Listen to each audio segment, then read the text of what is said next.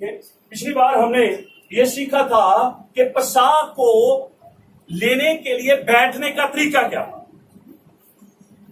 आज तक हमने जितनी भी पिक्चरों में देखा, जितने भी पोस्टरों में देखा, हमने देखा है यीशु मसीह बीच में है, चेले पास में है, कोई ऐसे कर रहा है, कोई ऐसे कर रहा है।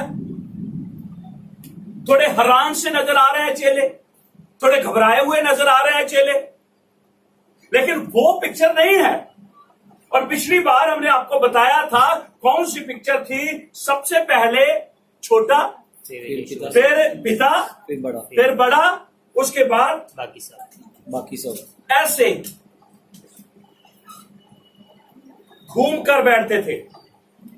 और फिर छोटा बेटा क्या करता था? सवाल पिता के टेक लगाता है, पिता के कंधे पे टेक लगाता। बातें, हाँ, बैठता था और बाप से सवाल करता था। 5 बातें उसने अपने बाप से पूछ ली होती थी और बाप जो था वो 5 बातों का जवाब देता। ठीक है, तो वो तो बैठने का तरीका था। आज हम ये सीखेंगे कि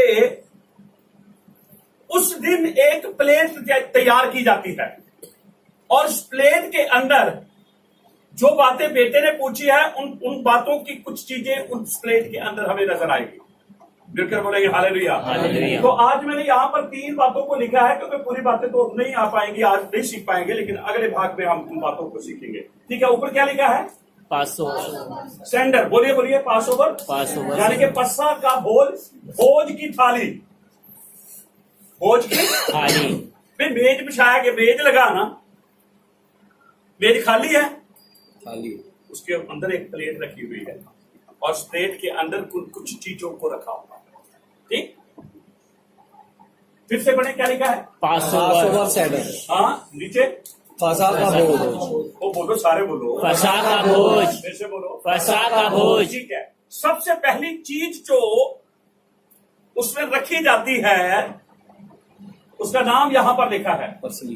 बोलिए परसली। फिर से परसली। परसली, बोलिए परसली। पा के साथ रा का छोड़ दो। परसली। फिर से परसली। फिर से परसली। ठीक है, अब इसको हम अपनी भाषा में क्या बोलेंगे? ये एक प्रकार का एक पौधा होता है। पौधा यानी कि किसके जैसा? पुदीने जैसा। आपके यहाँ पुदीना तो हमने देखा हुआ ना। ठीक है, ये भी प्लेट में रखते थे। अब आपको पता पुदीने का टेस्ट कैसा होता है? बोलिए कड़वा। अब देखो, अगर आप कहें ना मैं अकेली सिर्फ पुदीने की चटनी खाऊं, उसमें प्याज ना डाले, टमाटर ना डाले, मिर्च और नमक ना डाले, तो कैसा टेस्ट आएगा? कड़वा। बोलो कड़वा। नहीं है तो कल चेक कर लेना, कल चेक करके आना, हम देख लेंगे कि हमको पता चल जाएगा। उस पुदीने के अंदर की जो कड़वाहट है उसको खत्म करने के लिए नमक, प्याज, टमाटर, उन चीजों का इस्तेमाल किया जाता है। नहीं तो अकेला आप पुदीना नहीं खा सकते, उसका टेस्ट जो है वो कड़वा है। तो परसली जो एक शब्द आया है उसको हम अपनी भाषा में ये कैसे कह सकते हैं कि वो एक पौधा है। उस पौधे का जो रूप, जो टेस्ट है वो पुदीने की तरह। ठीक है, यहां पर लिखा है। ठीक है, पढ़े, हिंदी में पढ़े कोई भी। ये एक प्रकार का पुदीना जैसा पौधा होता है जिसके पत्ते खाने में प्रयोग होते हैं। हम क्या करते हैं? डालियां डालते हैं उसके अंदर? नहीं, क्या तोड़ लेते हैं? पत्ते। देख लो, हम पत्ते तोड़ते हैं और ये नहीं अब हमने पुदीना लेकर आया जी, सारा फटाफट से कूट के रख दिया और लो जी चटनी बन गई। नहीं, हम बड़े प्यार से पत्तों को तोड़ते, उनको साफ करते हैं और फिर उसके बाद हम उसको खाने के प्रयोग में इस्तेमाल करते हैं। ठीक है, आगे। ये नई शुरुआत को दर्शाता है। हाँ? इसके पत्तों को नमक वाले पानी में डुबोकर खाया जाता है। कारण कि इसका जो खारापन है ना, इसका कड़वापन जो है वो खत्म हो गया। वो खत्म हो गया। वो लड़के ने सवाल किया था ना कि हम इसी रात को क्यों ये खाते हैं, क्यों खाते हैं? अब ये किसी बात की ओर इशारा कर रहा था। उनकी परंपरा ये कह रहे हैं कि ये ओरल में खुदा ने बताया था, लिखित रूप में नहीं दिया कि तुम इन चीजों को इस्तेमाल करना। कैसे दिया? ओरल बोल के दिया था।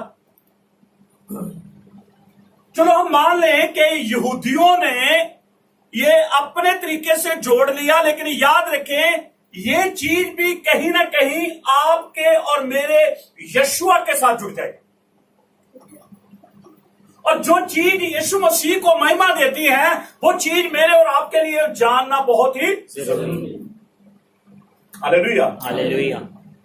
और याद रखें यदि मैं और आपने उद्धार पाया है तो मुझे और आपको यहूदी परंपराओं को जानना और समझना बहुत जरूरी है। अगर आप सही मसीहत में आगे बढ़ना चाहते हैं, क्योंकि जब तक हम उनकी परंपराओं को, उनके रीति रिवाजों को, उनके कल्चर को नहीं जानेंगे, हम अपने उद्धार को आगे नहीं बढ़ा पाएंगे। हम जकई की तरह बोलिए बोलिए, हमने उद्धार तो पा लिया लेकिन आत्मा हमारा, हमें आत्मा में उठना है। और आत्मा में उठने के लिए यही तरीका है कि हम इस्राएल के, यहूदियों के कल्चर, परंपराएं, रीति रिवाज को अच्छी तरह के तरीके से हम समझ पाए। ठीक है, तो ये नई शुरुआत को दर्शाता है। ठीक है, इसके पत्तों को नमक वाले पानी में डुबोकर खाया जाता है। इसी के पत्तों को इस्राएलियों ने लहू में डुबोकर अपने घरों की चगाठों के ऊपर लगाया था। यही पौधा था। Hallelujah, hallelujah. इसी पौधे का उन्होंने मेमने के लहू में डुबोकर इस्तेमाल किया और उसके बाद इस्राएलियों ने इन्हीं पत्तों को नमक में डुबोकर खाया। Hallelujah, hallelujah. आगे बढ़े। ये हमें ये बताता है कि अब दुख के दिन बीत गए हैं। कड़वापन किसको दिखाता है? निराशा को, उदासी को, मजूसी को। ये चीजें ये दिखा रही थी कि अब क्या है, हमारे ये सारे दिन खत्म हो गए। आपको पता है प्रभु बोध लेने का तरीका क्या था? टेक लगाकर, बिल्कुल रिलैक्स होकर, क्योंकि अब उनको पता है अब हम पाप की गुलामी से छूट लिए जा रहे हैं। ठीक है, आगे बढ़े। आंसुओं को यहोशुआ ने पोंछ डाला। अब आनंद के दिन आ गए हैं और अब आनंद मनाने का समय है। नमक वाला पानी आंसुओं को, पसीने को दर्शाता है। नमक पर देखो, आंसू कैसे होते हैं? टेस्ट देखा क्या? नमकीन, बोलो नमकीन। और रुलाया या कभी रोए भी है?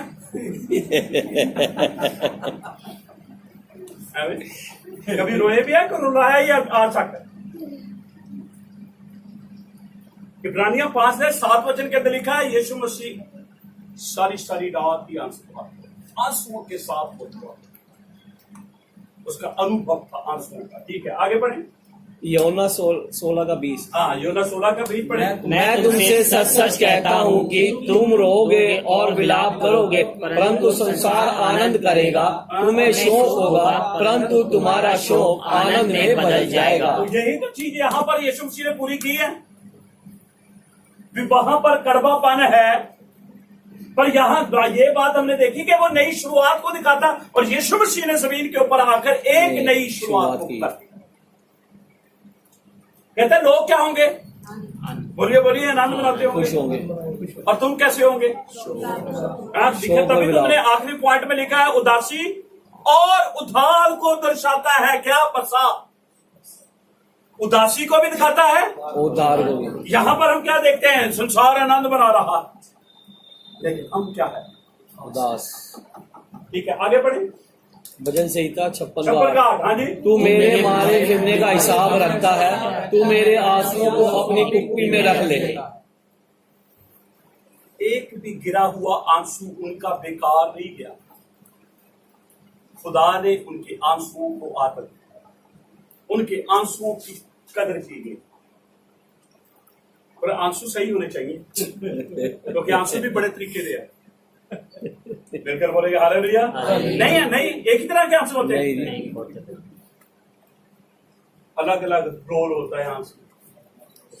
खुशी के आंसू होते हैं, गम के आंसू होते हैं, दुख के आंसू होते हैं, पीड़ा के आंसू होते हैं, दिखावे के आंसू होते हैं। ठीक है। तो परसली जो है वो एक ऐसा पौधा है जिसका टेस्ट जो है वो किसके तरह, पुदीने की। पुदीने की ठीक है। दूसरे नंबर पे वो प्लेट के अंदर मरोर मारोर रखते हैं। बोलिए बोलिए, मारोर। फिर से बोले, मारोर। ठीक है। आगे ये पढ़े आगे, ये मिस्र के यहां से कड़वे साग, कड़वे साग पात। देखो एक्चुअली में अगर तुम सही सरों का साग खाओगे और गंदम छिल के आंखों में पानी आ जाए, कड़तन इतनी होती है उसमें कड़वापन इतना होता है। समझ लग रही? नहीं देखा नहीं कभी, टेस्ट किया कि नहीं? तो यहां पर मरोर जो है वो कड़वे साग पात की ओर इशारा करता है। जब आप साग बनाते हैं उसके अंदर अल्लड़ क्यों डालते हैं भाई? उसका कड़वापन करो। हाँ बोलिए बोलिए, कड़वापन करो। आप टेस्ट आने के लिए नहीं डालते हैं, ये याद रखना है। उसके अंदर जो सैलापन है या कड़वापन है उसे खत्म करो। उसको वो आटा जो है मकई का या गेहूं का, उसके कड़वेपन को, खारेपन को खत्म कर दो। समझे कि नहीं? तो मरोर जो है वो कड़वे साग पात। आपको पता उस लड़के ने कहा था ना साग पात क्यों? अब ये चीजों का उसको जवाब मिल रहा है। ठीक है, आगे बढ़े। ये मिस्र के दुख, दर्द, तकलीफ, पीड़ा, दंड, गुलामी को दर्शाता है। क्या? साग साग पात। पात। जैसे ही वो प्लेट के अंदर साग पात को देखते हैं उनको ये सारी चीजें याद आ जाती हैं। इसलिए यीशु मसीह ने कहा जब तक मैं नहीं आता मेरी याद क्या याद करना? यही तो है, यही तो है यादगारी। जैसे ही आपके सामने रोटी आती है, जैसे ही प्याला आता है, आपको तुरंत यीशु मसीह की सारी बातें याद आनी चाहिए। वो कैसे पकड़ाया गया, उसकी कीमत कैसे लगी गई, उसको पकड़ाने वाला कौन था, पकड़ने के बाद उसके साथ क्या क्या हुआ, ये सारी पिक्चर आपके दिलो दिमाग में। मैं कहता हूं थोड़ा समय प्रार्थना करो। भाई प्रार्थना करना क्या है? Hallelujah, praise the Lord. नहीं ये नहीं, ये घर किया करो। उस समय रोटी पकड़कर प्याला हाथ में लेकर याद किया करो, प्रभु ये तेरा शरीर। फिर आप यीशु मसीह का शरीर के साथ क्या क्या हुआ, आपके अंदर वो पिक्चर चलनी शुरू हो जानी चाहिए। जैसे आप प्याला लेते हैं, आप हम कहते हैं ये यीशु मसीह का लहू है, आपको तुरंत याद आना चाहिए यीशु मसीह का लहू कैसे समीप। हम क्या याद करते हैं वैसे? सोचे जाते क्या करते हैं? प्रभु को शब्द हम कहते हैं जी हाँ, थोड़े समय प्रार्थना करेंगे, हालेलुया प्रभु मैंने ये गुनाह किया, प्रभु मैंने वो गुनाह किया, प्रभु आज ये गुनाह। हालेलुया। कभी नहीं हमने ये सोचा होगा ओहो प्रभु इतना कुछ, इतनी दर्दें, इतनी पीड़ाएं, इतना त्यागपन, इतना समर्पित मेरे लिए। जब तक मैं नहीं आता मेरी यादगारी के लिए क्या याद कर रहा है? ये याद तो कर रहे हैं। जैसे ही वो साग, कड़वे साग पात को देखते हैं और खाते हैं, उनको कड़वापन जब उनके मुंह में आता है, उनको याद आता है मिस्र का दुख, उन्हें याद आता है मिस्र का दर्द, उन्हें याद आता है मिस्र की गुलामी, उन्हें याद आती है मिस्र की पीड़ा, उन्हें नजर आती है। जब मेरे और आपके सामने प्रभु भोज होता है तो मेरे और आपके जीवन में यीशु के जन्म से लेकर मौत तक, मौत से लेकर जी उठने तक, जी उठने से लेकर स्वर्ग जाने तक जो जो यीशु के साथ हुआ, वो सारी पिक्चर मेरे और आपके सामने होनी चाहिए। हालेलुया। नहीं जी आज प्रभु बोले, प्रभु बोले, फिर जो चीजें प्रभु बोझ में होनी चाहिए वो तो है ही नहीं। फिर बोलेंगे हालेलुया। ठीक है, फिर पढ़े दोबारा से। मारोर तकलीफ, पीड़ा, दंड, गुलामी को दर्शाता है। और पाप, हाँ पढ़े आगे। और पाप के दुख को दर्शाता है, और वह उसके मांस को उसी रात आग में भूनकर अखमीरी रोटी और कड़वे साग पात के साथ खाएं। एक तरफ मीट और एक तरफ कड़वा साग। कड़वा साग। टेस्ट भी लो पर साथ साथ में आपको याद भी आना चाहिए, कड़वा पानी जैसे मुंह में आएगा। आप वो ऐसे नहीं करते थे, वो कड़वा पाना निकाल के बाहर फेंक दिया, नहीं नहीं, वो खाते थे और साथ में याद भी करते थे। Hallelujah, hallelujah. ठीक है।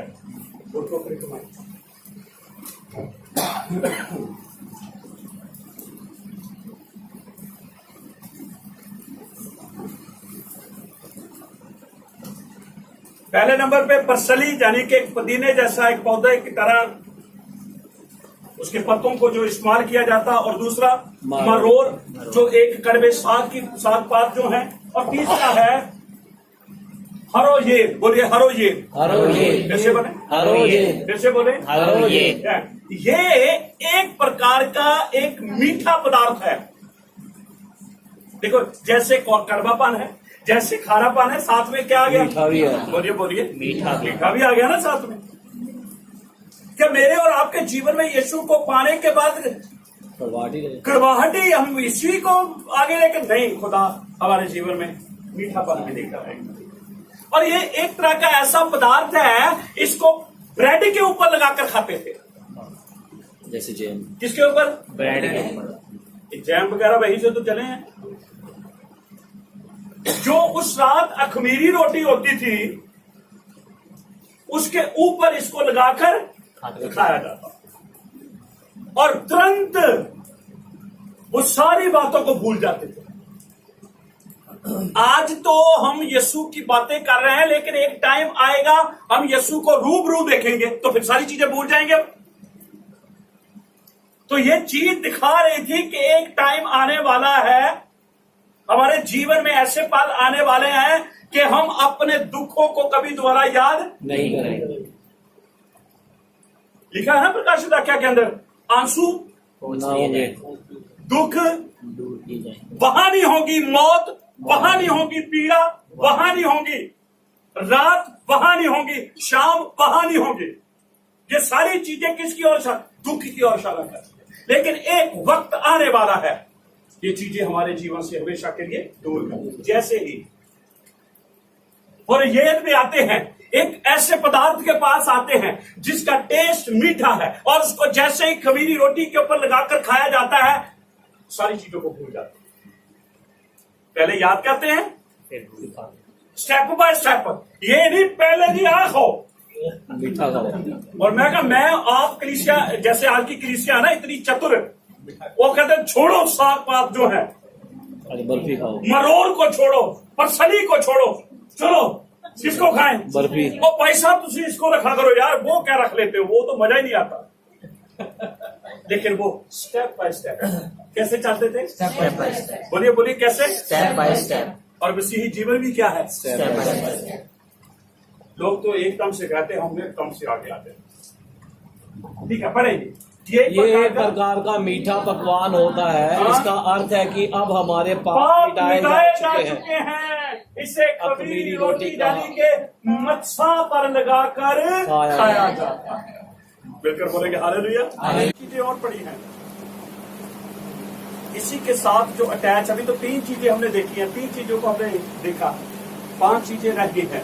ठीक है, यहाँ हमने लिखा है फसह का पर्व। बोलिए फसह का पर्व। बोलिए बोलिए। फसह का पर्व कौन से महीने में? अभी महीने। बोलिए बोलिए। अभी महीने। बाइबल का पहला महीना कौन सा? अभी। बोलिए बोलिए। अभी। इसको एक और नाम दिया गया है, बोलिए बोलिए। निशान। ठीक है, अबीब का अर्थ क्या है? पकना। निशान, नई शुरुआत। क्या पका? उस समय कौन सी खेती फसल को लेकर आती है? जौ। किसकी खेती? जौ। बोलिए बोलिए। जौ। और पेंटिकोस्ट के दिन कौन सी खेती? गेहूं। और ढेरों के पर्व के ऊपर कौन सी खेती? फ्रूट।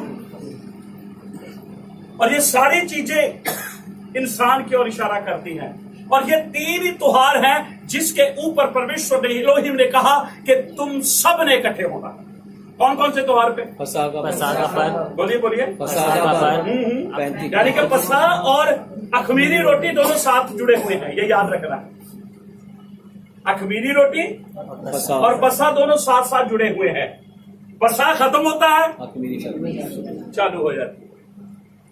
ठीक, और उसके बाद ना उसके बाद तो यौम ऋषि इतनी ना, बस फ्रूट जो है जौ की फसल का पौधा लेकर आना, और उसके बाद फिर पेंटिकॉस्ट, और उसके बाद फिर डेरों का पर्व, जिसमें सब लोगों को इकट्ठे हो रहा है। ठीक है, तो पसा का पर्व बाइबल के बिब्लिकल महीना अबीब, जिसे निशान भी कहते हैं, 14 तारीख। कौन सी? 14 तारीख। बोलिए बोलिए। 14 तारीख। फिर से बोले। 14 तारीख। मेमने को काटने का समय कौन सा?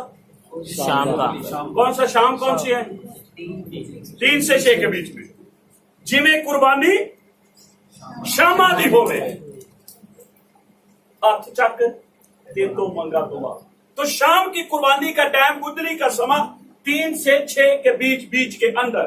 ठीक है, तो पसाह का पर्व ये हमें 7 चीजों की ओर इशारा करता है। कितनी? 7 चीजें। पहले नंबर पे जीवन। पसाह किसको लेकर आया? जीवन को। बोलिए बोलिए। जीवन को। हर घर के अंदर मौत थी, लेकिन जिस घर के बाहर लहू था, जीवन। जिस घर के बाहर लहू था, यानी कि बाहर मौत थी, अंदर जीवन था। जिस घर के अंदर जीवन लोग थे पर लहू बाहर मौत नहीं थी, वहां पर अंदर भी मौत और बाहर भी मौत थी। ठीक है, तो जीवन को लेकर आया। दूसरी बात मृत्यु। बोलिए बोलिए। मृत्यु। हाँ, ये मृत्यु कौन सी मृत्यु है? कौन सी मृत्यु को देखा उन्होंने? जो पुलोठे थे, आदमियों के चाहे जानवरों को, उनको मरते देखा। उन्होंने फैरों की सेना को मरते देखा। खुदा के लोगों को जीवन मिल रहा था, लेकिन खुदा के लोगों के दुश्मनों को मौत मिल रही थी। आगे चल। दुख। फिर से बोले। दुख। किसको दिखाता है? दुख। दुख। कितना कितना उदास, कितना रोए। कई लोग तो जाना नहीं चाहते मिस्र से, जाना चाहते नहीं, कई तो जबरदस्ती तैयार की हुई थे, डर के मारे, प्यार से नहीं, दिल से नहीं निकले वो। कभी तो वापस उनको मिस्र याद आता था। अच्छा, आप इतने बड़े बड़े घर छोड़ के जाएंगे? अब 430 साल हो गए वहां रहते हुए, बताओ। पीढ़ियां वहां, रिश्तेदारी वहां, सब कुछ वहां। अब एकदम से जाना पड़ेगा। कहां जाना पड़ेगा पता नहीं, जाना नहीं चाहते लेकिन जा रहे हैं। कभी कभी हम भी दुआ करना नहीं चाहते, चर्च जाना नहीं चाहते, जा रहे हैं। वो आशीष का कारण नहीं, तभी तो इनके लिए आशीष का कारण नहीं आगे जाकर बनता। ठीक है, आगे आजादी। कुछ लोग ये कह रहे थे, धन्यवाद प्रभु, हम आजाद हो रहे, हम दोबारा मिस्र को कभी याद नहीं करेंगे। यहोशू ने कभी मिस्र को याद नहीं किया, कालेब ने कभी मिस्र को याद नहीं किया, यहोशू की फैमिली, कालेब की फैमिली ने कभी मिस्र को याद नहीं किया। ये याद रखना है। ठीक है, आनंद। बोलिए बोलिए। आनंद। कैसे पता चलता है? गीत गा रहे थे। हाँ, गीत गा रहे थे। जैसे ही लाल समुद्र पार किया, मूसा गीत गाने लगा, मूसा की बहन गीत गाने लगी, लेडीज गीत गाने लगी, जेंट्स गीत गाने लगे। आनंद। गीत किसको खाता है? खुशी को। बोलिए बोलिए। आनंद को। ठीक है, छुटकारा। बोलिए बोलिए। छुटकारा। फिर से बोले। छुटकारा। अब दोबारा कभी भी मिस्र में हम नहीं जाएंगे। कभी भी हम दोबारा गुलामी, नहीं जाएंगे। पैरों हमेशा के लिए हमारे सामने से खत्म हो गया। आगे उदासी और उद्धार। उदासी भी है और उद्धार भी है। उधार भी है। बोलिए बोलिए। उदासी भी है और उद्धार ये भी है। कलीसिया के लिए है। जब गुड फ्राइडे आता है, उदास हो जाते हैं। चाली उपवास, उद्धार। ऐश वेडनेसडे, उदासी, और जैसे ही ईस्टर आता है, 40 दिन जो कुछ खाया पिया नहीं, जैसे ही पुनरुत्थान का दिन आया, दबा दबा के। कई कलीसियों में तो आप लोग समझदार है क्यों मुझसे निकालना चाहते हैं। तो प्रियजनों, एक मसीही जीवन जो है वो पसा के इर्द गिर्द रहता है, और एक मसीही जीवन के इर्द गिर्द पसा रहता है। जिस जीवन में पसा नहीं है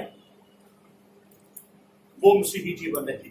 मिलकर बोलेंगे हालेलुया, हालेलुया, हालेलुया। हालेलुया। तो हमने 3 बातों के ऊपर गौर किया है। पर्सनली क्या है भाई? एक ऐसा पौधा पीने जैसा जो हमें पदीने की तरह नजर आता है और उसका टेस्ट कड़वा। और फिर दूसरे मर्रो, साग पात तो आपको पता ही है, ठीक है। और उसके बाद हमने क्या देखा है? सोरोगेट, एक ऐसा पदार्थ जो अखमीरी रोटी के ऊपर, ये 3 चीजें प्लेट के अंदर। कौन सी प्लेट? प्रभु भोज की प्लेट। अभी और चीजों को अगले भाग के अंदर हम देखेंगे। मिलकर बोलेंगे हालेलुया, हालेलुया, हालेलुया। मैं अपने सब भाई बहनों को शब्द शलोम बोलता हूं और मैं चाहता हूं कि आप इन वचनों को ध्यान से सुने। अगर एक बार समझ नहीं आता आप दोबारा सुने। मैं विश्वास करता हूं आप बिब्लिकल बातों को सीखेंगे, आशीष पाएंगे।